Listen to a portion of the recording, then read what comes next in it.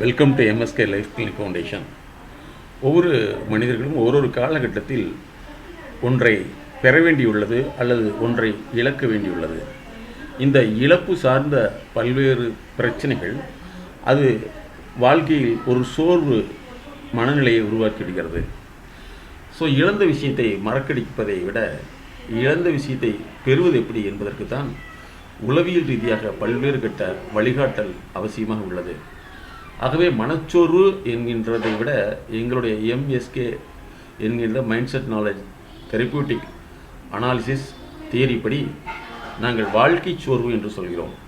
ஆக வாழ்க்கையில் ஒவ்வொரு கட்டங்களிலும் அது மாணவ பருவமாக இருக்கலாம், அல்லது குழந்தை பருவமாக இருக்கலாம், அல்லது வேலைவாய்ப்பில் இருக்கக்கூடிய காலகட்டமாக இருக்கலாம், அல்லது ஒரு குறிப்பிட்ட திருமண வயதுக்கு பின் ஏற்படக்கூடிய காலகட்டமாக இருக்கலாம், வயோதிக காலகட்டமாக இருக்கலாம். இப்படி ஒவ்வொரு காலகட்டத்திலும் இழந்தவைகள் அனைத்துமே ஒரு இழப்பை சந்தித்து விட்டோம், மறுபடியும் என்ன ஆகுமோ என்று நினைக்கும் பொழுது வாழ்க்கையை பற்றிய ஒரு கணிப்பு சோர்வடைந்து விடுகிறது.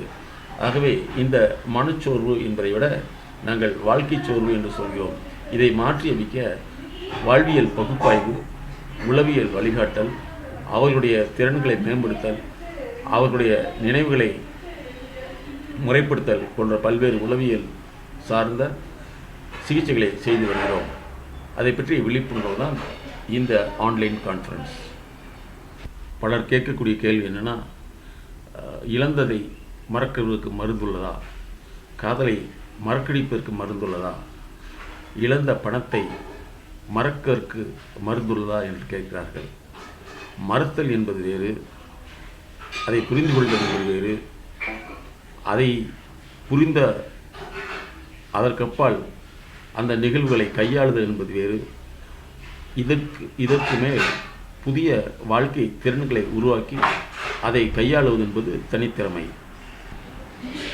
ஒவ்வொரு மனிதனுடைய வாழ்க்கை திறனை, ஒவ்வொரு மனிதனுடைய வாழ்க்கை பற்றிய புரிதல் கற்றல் திறனை உருவாக்குவது தான் எங்களுடைய எம்எஸ்கே லைஃப் கிளினிக் ஃபவுண்டேஷன் பல்வேறு துறைகளை உருவாக்கியுள்ளது.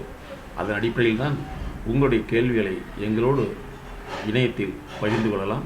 நாங்கள் கொடுக்கும் பதில் என்பது நீங்கள் கேட்குற கேள்விக்கான பதில் தானே தவிர ட்ரீட்மெண்ட் அல்ல என்பதை புரிந்து கொள்ள வேண்டும். திருடனை மாத்திரக்கு மருந்து இருக்கா?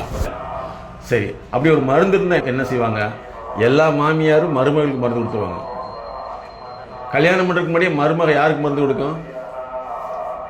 மாமியாருக்கு மருந்து கொடுக்கும். மருந்துங்கிறது வைரஸுக்கு தான். மருந்து வந்து வைரஸுக்கு தான். வாழ்க்கைக்கு மருந்து இருந்தால் பயப்படுறான் திருடன். அவன் 2 மருந்து சாப்பிட்டு போட பயப்படாமல் போய் திருடலாம்ல. சரியா? மருந்துங்கிறது வைரஸுக்கு தான். வைரஸ் வந்துருச்சுன்னா அதுக்கு வேறு வழியே கிடையாது. நான் உங்ககிட்ட கேட்குறேன், மனசை மாத்திரக்கு மருந்து இருந்ததுன்னா உலகத்தில் ஒன்றுமே தேவையில்லையே, இல்லையா? அதனால் நீங்கள் முதல்ல தெரிஞ்சுக்க வேண்டியது, உங்கள் வைரஸ் இருந்ததுன்னா அந்த வைரஸை வந்து கொல்றதுக்கு வந்து இன்னொரு கெமிக்கலை போடணும். அது வந்து ரத்தத்தோடு கரையும். இந்த உலகம் வந்து வளர்ச்சிக்கு வந்து எந்த ட்ரீட்மெண்ட்டு கொடுக்காது இல்லையா? இப்போ நாங்கள் எதில் கொடுக்குறோம்னா எஜுகேஷனல், அப்புறம் எக்கனாமி பொருளாதார சூழல், அதுக்கடுத்து வந்து உளவியல் ஆரோக்கியம், அதுக்கடுத்து வந்து சோஷியல். இந்த 4 விஷயம் சேர்ந்து உங்கள் ஒரு மனுஷன். இந்த 4ல் படிப்பு வரலைங்கிற எந்த மருந்து கொடுப்பீங்க? கொடுக்க முடியாது. ஒய்ஃபு சத்தம் போட்டாங்க அல்லது ஹஸ்பண்ட் சத்தம் போட்டாங்க, அவங்களுக்கு என்ன மருந்து கொடுப்பீங்க? மனசுங்கிறது வந்து நீங்கள் ஐம்புலன்களின் மூலமாக எந்த செய்தி உங்களுக்கு போச்சோ அதுதான் உள்ளுக்குள்ளே இயக்கிட்டு இருக்கும். மனசுங்கிறது வந்து உங்கள் குடும்ப வாழ்க்கையில் நீங்கள் பிறந்ததுலேருந்து இது வரைக்கும் என்ன நடந்ததோ அதெல்லாம் ரெக்கார்ட் ஆகியிருக்கும். அந்த ரெக்கார்டு வந்து உங்களை மறக்க முடியாமல் அது தூண்டிக்கிட்டே இருக்கும். சரிங்களா? அந்த தூண்டல் வந்து என்ன செய்யும்னா உங்கள் உடம்பை வந்து அதோட இயக்க நிலையை மாற்றி விட்டுரும். அந்த இயக்க நிலையை மாற்றிச்சுன்னா என்ன ஆகும்னா, ஒன்று எதுலேயுமே ஆர்வம் இல்லாமல் இருக்கும், இன்னொன்று எதுலேயுமே ஓவரா ஆங்ஸைட்டின்னு போட்டிருப்பாங்க. படபடப்பு வந்துக்கிட்டே இருக்கும். அதாகுமா, இதாகுமா, இப்படி ஆகுமா, அப்படி ஆகுமான்னு. அப்போ நாங்கள் என்ன செய்கிறோம்னா உங்களுடைய ஒவ்வொரு எண்ணங்கள், சிந்தனைகள் இதை கண்டுபிடிச்சி அதை பேலன்ஸ் பண்ணுறதுக்கு வந்து நாங்கள் கொடுக்குற இன்ஸ்ட்ரக்ஷனை ஃபாலோ பண்ணணும். சரிங்களா? ஒரு சிலருடைய பிரச்சனைங்கிறது உடனே ஏற்படுறது கிடையாது. அதை பல ஆண்டுகளுக்கு முன்னாடி ஏற்பட்டிருக்கலாம். ஒரு ஸ்டூடெண்ட்டு இப்போ 30 வயசில் சொல்கிறாப்புல அவருடைய பிரச்சனைங்கிறது அவருக்கு விவரம் தெரிஞ்ச 2வது படிக்கும் பொழுது இருக்குதுன்னு சொல்கிறார். அப்போ பிரச்சனை அப்படிங்கிறது உடனடியாக வர்றதில்ல, பல நாட்களுடைய தொகுப்பு. பிரச்சனை வந்து அதிகமாகல தான் அது பிரச்சனைன்னு தெரியுது. அதுக்கு முன்னாடி வரைக்கும் அது சாதாரண நிகழ்வாக தான் தெரியும். உதாரணத்துக்கு பார்த்தோம்னா, இந்த ஸ்டூடெண்ட்டு, அந்த ஸ்டூடெண்ட் சொல்கிறாப்புல எனக்கு 2 வயசுலேருந்து பிரச்சனைங்கிறார். 2 வயசுலேருந்து பிரச்சனைங்கிறார். அப்பாட்ட கேட்டால் ஆமாங்கிறார். 2 வயசுல என்ன பிரச்சனை? யாராவது அழகாக இருந்தால் தான் பிடிக்குமா? அதாவது மனசு அறிவின் பதிவு, அறிவே மனம்னு சொல்கிறோம். நம்ம அறிவு தான் நம்ம மனசு இயக்கும். அறிவு நம்மளுக்கு எப்படி வந்துச்சுன்னா, நம்ம பிறந்ததுலேருந்து பார்த்தது, கேட்டது, கெட்டது, நடந்தது, இதெல்லாம் தான் அறிவு பதிவு. இந்த அறிவு டெலிட்டே ஆகாது எந்த சூழ்நிலை. இப்போ நீங்கள் 4 வயசு இருக்கிறதா உங்களுக்கு நினைவு வரும். அம்மா சொன்னதோ, ஊட்டி விட்டதோ, உட்கார வச்சது, கூட்டிகிட்டு போனது நினைவு வரும். 1 வயசு இருக்கிறது கூட நினைவுக்கு வரும். நாங்கள் 1.5 வயசு குழந்தை பார்க்குறோம், ஒரு கார் பார்க்குது, காரை பார்த்துட்டு இது இவங்களோட காருன்னு சொல்லுது. எந்த கார், அந்த சைஸில் இருக்கிற கார் எதை பார்த்தாலும் இது அவங்களோட காருன்னு சொல்லிடு. அப்போ இதுதான் அறிவு பதிவு. இந்த அறிவு தான் நம்மளை இயக்கும். எப்படின்னா பார்த்தது கேட்டது கெட்டது வச்சு, அதுக்கு நம்ம பார்த்தது கேட்டது கெட்டது வந்து இதுக்கு இதுதான் அர்த்தம்னு ஃபிக்ஸ் பண்ணிக்கும். இது 4-5 ஒன்று சேர்றப்போ ஒரு டிஸ்டர்பன்ஸ் கொடுக்கும். என்னது? ஹெல்த்துக்கு ரிலேட்டட். ஒன்று தலைவலி, இல்லை தூக்கமின்மை, இல்லை உடம்பு சோர்வு, இந்த மாதிரி ஏதோ ஒன்று கொடுத்து நம்ம என்ன பண்ணுவோம், அதுக்கு போவோம் மருந்துக்கு. தலைவலிக்குது, அடிக்கடி தலைவலின்னு மருந்து போவோம். ஆனால் அது அப்போதைக்கு கேட்கும், திரும்ப அந்த நினைவு வரும், திரும்ப இன்னொன்று கூட கன்வெர்ட் ஆகிருக்கு. என்னன்னே தெரியாது, ஒரு சங்கடம் இருக்கும். எதையோ இழந்த மாதிரியே இருப்போம், சாப்பிட தோணாது, எல்லாமே இருக்கும், சாப்பிட்லான்னு தோணும், சாப்பிட தோணும். இந்த மாதிரி சங்கடக்குழுக்கள் வந்து கழிச்சிடும். அப்போ இதை மறுசீரமைக்கிறதுக்கு தான் இந்த உளவியல் வழிகாட்டுது. மனசு கஷ்டமாக இருக்குன்னு ஒரு மருந்து சாப்பிட்றோன்னு வச்சுங்களேன். இப்போ அடுத்த ஒன்று கேள்வி கேட்குறேன். அப்போ யாரோ ஒருத்தர் நினைக்கிறதுக்கு ஒரு மருந்து கொடுக்கலாம்ல, மறக்கிறதுக்கு ஒரு மருந்து இருந்தால் இந்த அறிவு யாருக்குமே சாதாரண மக்களுக்கு இருக்காது. ஏன் லவ் பண்ணுற ஒரு ஆளை வந்து மருந்து கொடுத்து மாற்ற முடியாது? ஒரு பெண்ணு லவ் பண்ணுது, அந்த பையன் லவ்வரை மறக்கிறதுக்கு மருந்து கொடுத்தா மாறிடுமா? அப்போ மருந்து வேலை செய்யுமா மறக்கிறதுக்கு? சொல்லுங்க. திருடனுக்கு மனசு வந்துக்கிட்டே இருக்குது, அதுக்கு பேர் கிளப்டோமேனியான்னு சொல்லுவோம். அவனுக்கு மருந்து கொடுத்தா மாறிடுவானா? அப்போ நினைப்பை மாற்றுறதுக்கு மருந்து கிடையாது, இழப்பை மாக்கிறதுக்கு மருந்து கிடையாது.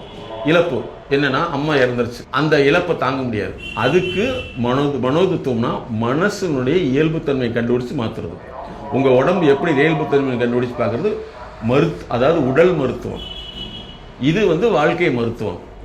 வாழ்க்கை எப்படி போச்சு, நீங்கள் சின்ன வயசில் என்ன கஷ்டப்பட்டுருப்பீங்க, சின்ன வயசில் நிறைய இழந்திருப்பீங்க, சின்ன வயசில் அவமானப்பட்டிருப்பீங்க, சின்ன வயசில் நம்ம நடந்த விஷயங்கள் நம்ம வாழ்க்கையில் மறக்க முடியாமல் இருக்கும், சில சமயங்களில் வந்து நம்ம சொல்ல முடியாத விஷயங்களாக இருக்கும். இதெல்லாம் எங்ககிட்ட டிஸ்கஸ் பண்ணல, அதிலிருந்து நீங்கள் வெளியில் வந்துடலாம். மருந்து கொடுத்து மக்களுக்கு புரியலைன்னா, மக்கள் வந்து புரிஞ்சுக்கிற அளவுக்கு வந்து எதையுமே வந்து வார்த்தையில் தான் நம்புவாங்களே தவிர வாழ்க்கையில் நம்ப தெரியாது.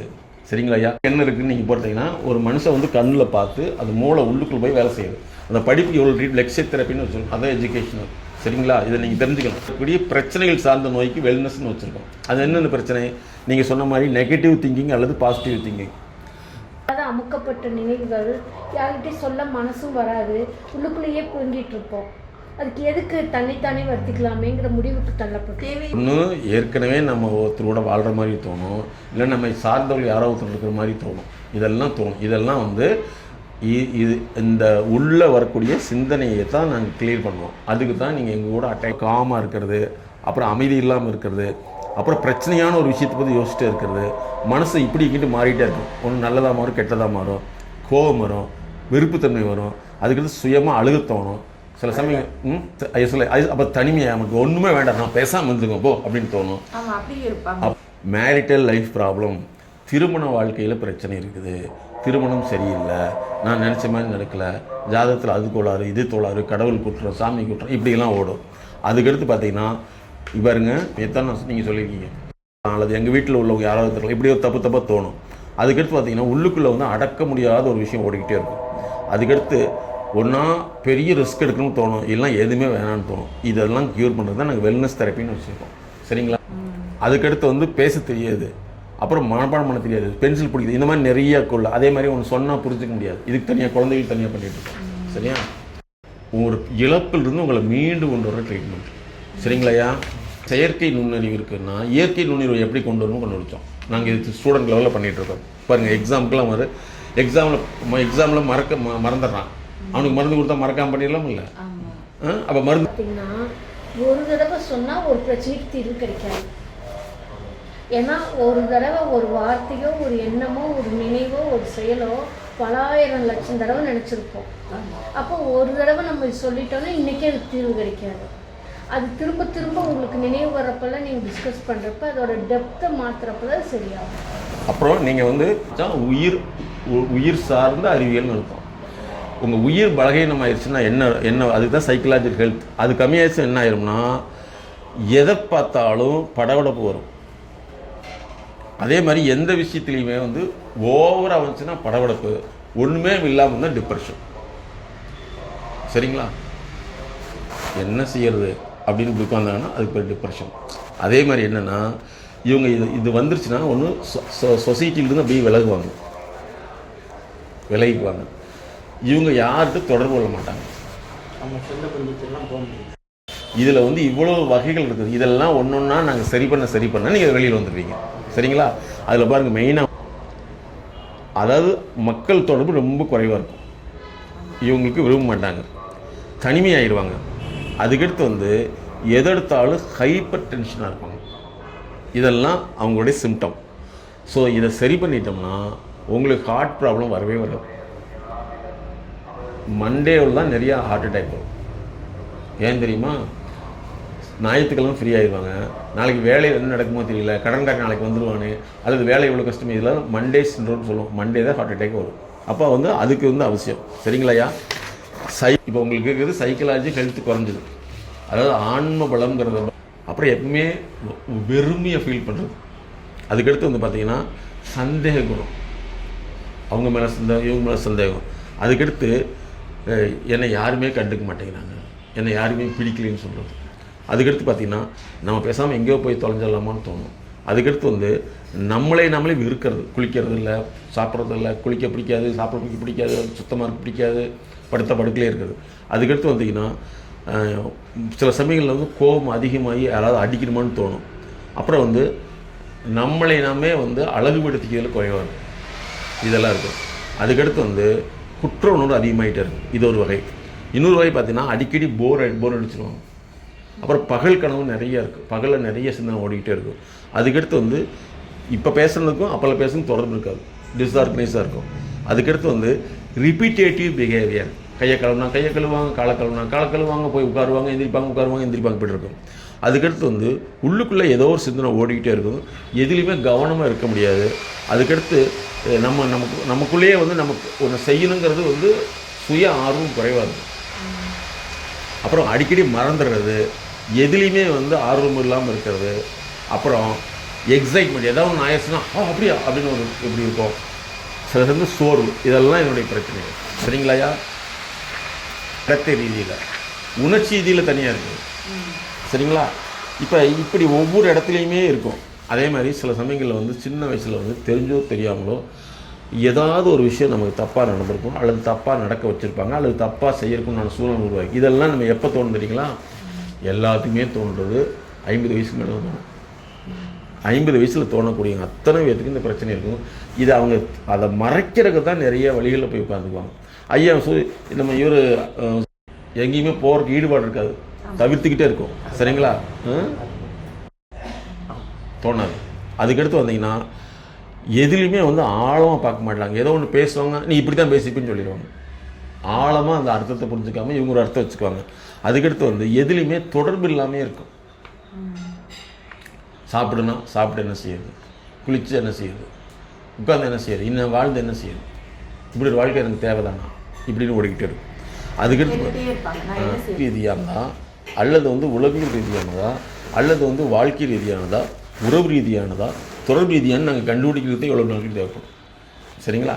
அதுக்கடுத்து பார்த்திங்கன்னா நம்ம பாடி வந்து அதிகமாக உணர்ச்சி வசப்பட்டு உடம்பு கடகடன்னு ஆகிடும் ஒன்று. அதுக்கடுத்து வந்து ஒரு செய்தியை சொன்னோம்னா அந்த செய்திக்கு நேர தப்பான ஒரு அர்த்தத்தை புரிஞ்சுக்குவாங்க. இது நடக்கும்.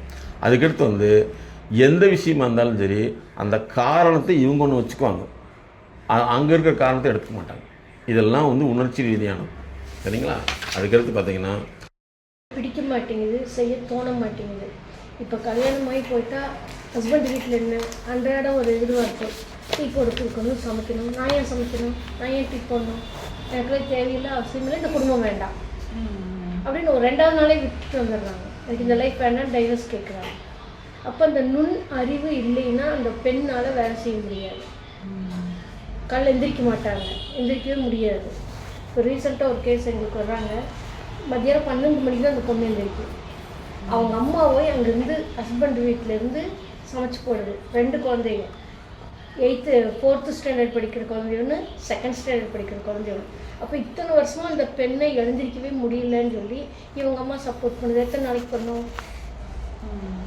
அப்போ வெறுப்பு வருமல்ல. அப்போ அந்த காரணத்தை கண்டுபிடிச்சி மாற்றணும். இது அதே மாதிரி அவங்க வேலை செய்ய மாட்டாங்க. என்னென்னா பிள்ளையை பார்க்கணுமா, குட்டியை பார்க்கணுமா, குழந்தையை பார்க்கணுமா, ஹஸ்பண்டை பார்க்கணுமா அப்படின்ட்டு இருப்பாங்க. அதே மாதிரி ஒரு எக்ஸாம்பிள் என்ன, சாப்பிட்டு பிளேட்டில் இருக்கிற அந்த குப்பையெல்லாம் குப்பை டப்பாவில் போட்டு பிளேட் கழுவி வச்சுட்டு வாங்க. இது கல்யாணமாகி மாப்பிள்ளை வீட்டில் இருந்துட்டு செகண்ட் டே பொண்ணு வீட்டுக்கு வருவாங்கல்ல, வந்துட்டு அந்த பொண்ணு எங்கள் அம்மாவுக்கு இதெல்லாம் பிடிக்காது, அதனால் குப்பையெல்லாம் எடுத்து இதில் போட்டுட்டு கழுவி வச்சுட்டு வாங்க அவரே சொல்லுது. இது ஒத்துக்குமுங்களா? அப்புறம் எங்கிட்ட வந்த முன்னாடி அந்த பொண்ணை நாங்கள் நார்மலைஸ் பண்ணுறதுக்கு 6 மாதம் ஆச்சு. ஏன்னா எப்படி சார், ஆணு பொண்ணு ஈக்குவல் சார். சரிம்மா, அது ஆணு பொண்ணு ஈக்குவல்னா உங்கள் அம்மா வீட்டில் வேலை செய்யலை. எங்கள் அம்மா அந்த காலத்து பொம்பளை. அந்த அம்மா யாருன்னா காலேஜ் பிரின்சிபல். அந்த அம்மா அந்த காலத்து பொம்பளை. அந்த அம்மா சொல்ல, நான் எவ்வளவு பிரின்சிபல் இருந்தாலும் நான் எங்கள் வீட்டுக்காரருக்கு செய்யத்தானே செய்யணும்னா அது நீ செஞ்சுட்டேன், நான் செய்யணும்னு அவசியம் இல்லை. அவங்க அப்பாவுக்கு அவங்க அம்மா தண்ணி விடுன்னு கேட்டால் அவங்க அம்மா கொண்டே கொடுக்குறாங்க. என் ஹஸ்பண்டுக்கு நான் ஏன் கொடுக்கணும்? ஈக்குவல் தானே, போய் எடுத்து குடிக்க முடியாதா? தண்ணி வீட்டில் இருக்குல்ல, கேன் ஃப்ரிட்ஜில் இருக்கிற எடுத்து குடிக்க தெரியாதா? நான் போய் எடுத்து கொடுத்தா தான் குடிக்க முடியும். 3வது நாள் இத்தனை ஆர்கியூமெண்ட் பண்ணுவோம். இதுக்கு தான் நாங்கள் இந்த ஹோம் மேனேஜ்மெண்ட் கிரியேட் பண்ணியிருக்கோம்.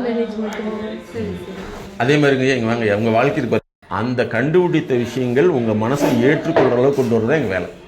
என்னன்னா இங்கே பாருங்கள், ஆரம்பத்துலேருந்து உங்களுக்கு சின்ன வயசுலேருந்து ஒவ்வொரு பிரச்சனைகளும் உங்களுக்கே தெரியாமல் வந்திருக்கும். ஒன்று வந்து பார்த்தீங்கன்னா, ஆரம்பத்தில் வந்து நம்ம ரொம்ப டிலே பண்ணி ஒரு வேலையை செஞ்சுருப்போம், இல்லைன்னா அவசரப்பட்டு வேலை செய்வோம். 2 எஸ்டிமெண்ட்டில் இருக்கும். அதுக்கடுத்து வந்து பார்த்திங்கன்னா எதுலேயுமே வந்து ஆர்வம் இல்லாமல் இருக்கும் சின்ன வயசுலேருந்தே. அதுக்கடுத்து வந்து ஞாபகப்படுத்தல் சிரமமாக இருக்கும். இப்படி ஒவ்வொரு விஷயமே ஒன்றா உள்ளுக்குள்ளே இருக்கும். ஹைபர் ஃபிக்சேஷன்னா இவங்க ஒரு ஐடியா ஃபிக்ஸ் பண்ணி வச்சுக்குவாங்க, அதுதான் உண்மைமாங்க, வேறு எதையுமே எடுத்துக்க மாட்டாங்க. Hyper fixation. அப்போ அதுக்குள்ளே போய் அவங்கள வந்து ரியாலிட்டி கொண்டு வரணும். இப்படி கொண்டு வரையில் தான் நீங்கள் உலகத்தை புது ஆளாக பார்ப்பீங்க. உங்களுக்கு வயசு எவ்வளோ வந்துச்சுங்க? 60. வயசாக ரத்தம் கெடுது.